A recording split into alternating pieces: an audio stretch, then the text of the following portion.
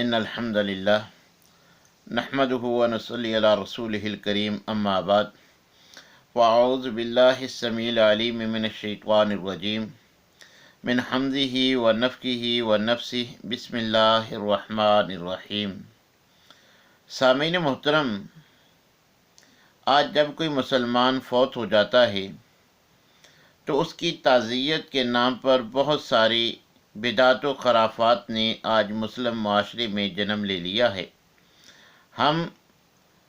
نبی کریم علیہ الصلاۃ والسلام کے مسنون طریقے کے مطابق یہ عمل کرنے کی بجائے برادری کے رسوم و رواج کو ترجیح دے رہے ہیں، حالانکہ ان رسوم و رواج کا دین سے، نبی صلی اللہ علیہ وسلم کی سنت سے دور کا بھی کوئی واسطہ نہیں ہے۔ بحیثیت مسلمان نبی کریم علیہ الصلاۃ والسلام کا اسوہ ہمیں معلوم ہونا چاہیے، اور ایسے موقع پر ہمیں سنت ہی کو فالو کرنا چاہیے۔ تو پہلی بات تو ہمیں یہ معلوم ہونی چاہیے کہ تعزیت ہے کیا۔ تعزیت میت کے ورثاء کو صبر کی تلقین کرنے کا نام ہے، کہ ان کو صبر کی تلقین کرنا اور ان کو غم ہلکا کرنے کے لیے کوئی اپنی زبان میں کوئی جملے، کوئی بات کہہ دینا، یہ تعزیت ہے۔ اور تعزیت کرتے وقت نبی کریم علیہ الصلاۃ والسلام کی مسنون دعا بھی موجود ہے۔ صحیح بخاری کی حدیث نمبر 1224 ہے۔ نبی کریم علیہ الصلاۃ والسلام ان الفاظ کے ساتھ تعزیت فرماتے تھے کہ اِنَّ لِلَّهِ مَا أَخَذَ وَلَهُ مَا آتَى وَكُلُّ شَيْءٍ عِندَهُ بِأَجَلٍ مُّسَمًّى فَلْتَصْبِرْ وَلْتَحْتَسِبْ۔ تو ہمیں یہ دعا یاد کرنی چاہیے جب کوئی مسلمان فوت ہو جائے تو ان الفاظ کے ساتھ اس کے ورثاء سے تعزیت کرنی چاہیے۔ اس سے سنت پر عمل کرنے کا اجر بھی ملے گا، اور یہ عمل سنت کے مطابق کرنا ہی ازحد ضروری ہے، کیونکہ اللہ تبارک و تعالیٰ نے ہمیں اسی کا پابند کیا ہے۔ آج جو ہمارے معاشرے میں رواج چلتا ہے کہ ایک جگہ مخصوص کر لی جاتی ہے، جب کوئی آتا ہے ہاتھ اٹھا کے فاتحہ کی جاتی ہے، یہ کوئی مسنون عمل نہیں ہے۔ نبی کریم علیہ الصلاۃ والسلام کسی مسلمان کے مرنے پر انہی الفاظ کے ساتھ تعزیت کیا کرتے تھے، اور دیگر روایات میں بھی صراحت ہے، جیسے سنن نسائی کی 2090 نمبر حدیث ہے کہ ایک صحابی جو آپ کی مجلس میں آیا کرتے تھے، چند دن نہ آئے تو آپ نے دریافت کیا، صحابہ اس کی باز پرس کے لیے گئے تو پتہ چلا کہ اس کا بیٹا فوت ہو چکا ہے، اس وجہ سے وہ حاضر نہیں ہو رہا۔ تو نبی کریم علیہ الصلاۃ والسلام اس کی تعزیت کرنے کے لیے جب جاتے ہیں، اس سے ملاقات کرتے ہیں تو اسے صبر کی تلقین کرتے ہیں، اس کو غم ہلکا کرنے کے لیے اس سے سوال کرتے ہیں کہ بھئی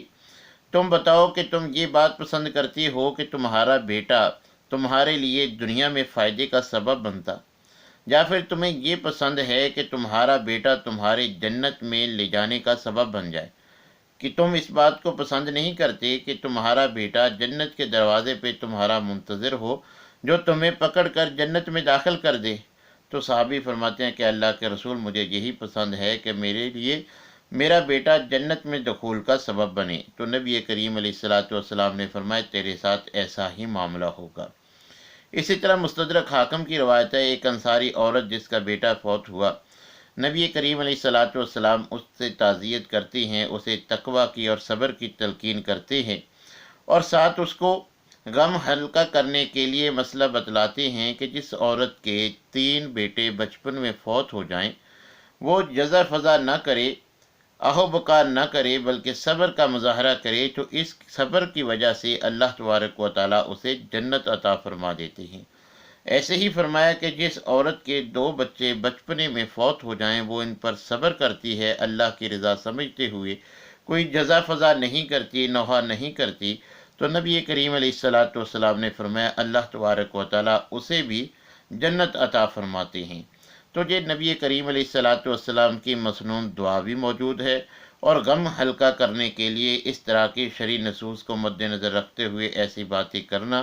یہی تعزیت ہے، اور یہی نبی کریم علیہ الصلاۃ والسلام کا مسنون طریقہ ہے۔